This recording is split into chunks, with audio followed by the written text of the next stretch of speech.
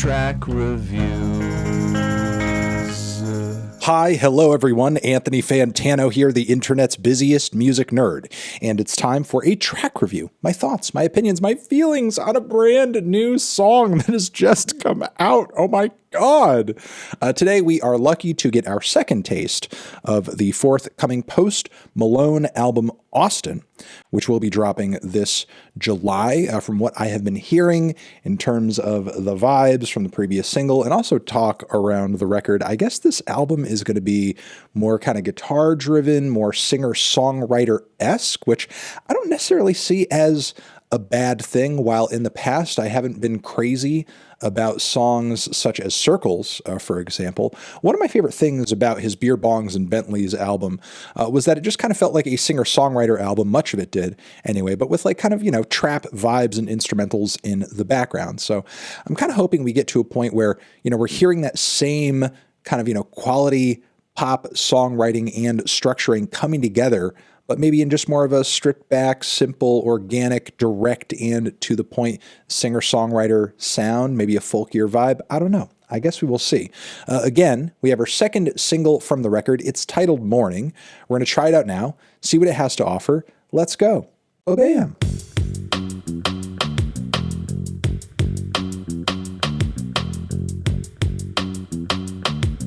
Huh. Interesting.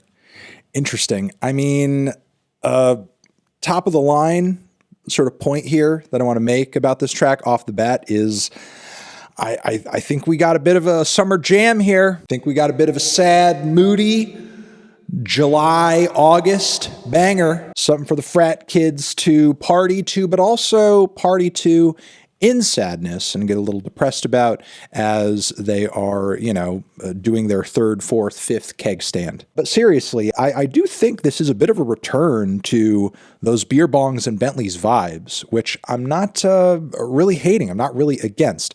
I don't think the beat is, as overtly trap aesthetically as much of the production on that record was. But the big booming bass, the crisp hi-hats, those have certainly made a noticeable return. Now, I will say that I'm not really crazy about just the super pristine sort of guitars and the super overly saturated reverb and the touched up vocals. I think that was especially kind of what kneecapped the potential of Posty's last full-length record. He's still doing it on this song over here, though maybe not quite to the same degree. It does actually sound like, there's a bit of a human touch to this track, at least a small one, but it's there. I mean, the last single sounded almost like I was listening to an AI Post Malone in a way. But yeah, the vocal performance is good, but what stunned me the most about this track was just the lyrics and the topical angle of it, because I feel like we got like a huge, heavy dose of a lot of songs like this back in the early 2010s, be they like pop tracks or hip hop tracks or R&B tracks that were all about like partying, having a good time, being out and about with your friends, being social, but internally inside, you're sad,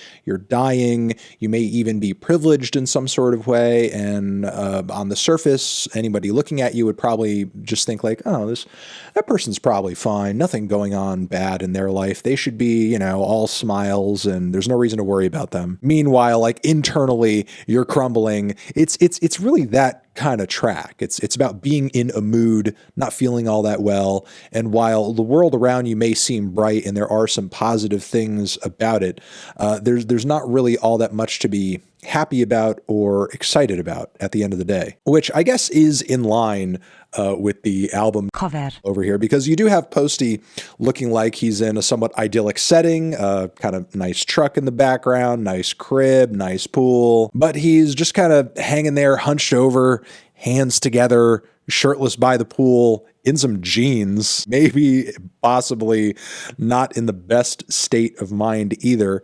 So again, I think we have a bit of a depressed summer banger here. And I say that not just because I think there are elements to the track that are catchy, there certainly are, but the song is super simple, it's super formulaic, it's super short as well. I can't personally say whether or not there's anything about it in terms of like a bit of a vocal lick or a lyric that would necessarily get a lot of replay or, use on a platform like TikTok, for example. But I can see this track certainly getting a lot of replay and being blasted very loudly at parties, out on the beach, blasting out of car speakers on, a mid-June night. So there's potential there. I could see this track working itself into a lot of different contexts that could lead to a ton of exposure that would, make people like, oh, I kind of want to hear that song again. I heard it here. I heard it there. I heard it just about freaking everywhere this past summer. At least in that respect, it's engineered well. It's engineered to kind of play and function